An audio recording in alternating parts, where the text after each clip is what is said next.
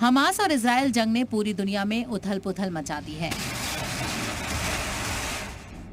अलग अलग धड़ों में बटे हैं। अक्सर ममालिक चाहते हैं कि मौजूदा जंग का हल निकले। चीन में पुतिन और जिनपिंग की मौजूदगी में करीब 130 ममालिक के तर्जुमान एकजुट हुए। अमेरिकी सदर जो बाइडेन आज इजराइल पहुंचे और नेतन्याहू के साथ बैठक की। इजराइल हमास तनाव पर सऊदी अरब के जेदा में मुस्लिम ममालिक की OIC की बैठक भी कई इशारे दे रही है।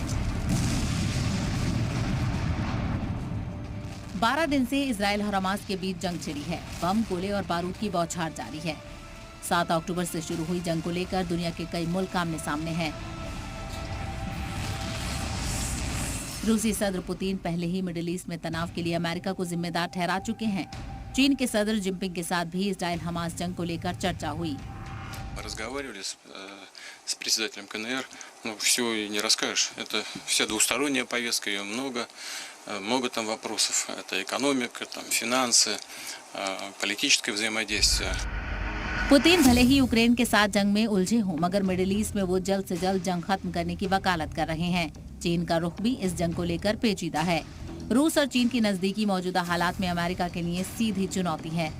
दूसरी तरफ अमेरिका खुलकर इजराइल के साथ खड़ा है और उसने अपने हथियार वॉरशुक भी इजराइल भेजे हैं। ऐसे में साफ है कि दुनिया के बड़े मुल्क आमने सामने हैं। एक तरफ मगरबी ममालिक हैं तो दूसरी ओर मुस्लिम मुल्क भी एकजुट होने की कोशिश में हैं।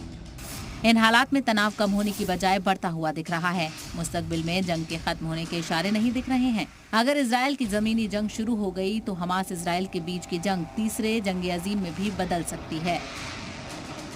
ब्यूरो रिपोर्ट, जी मीडिया।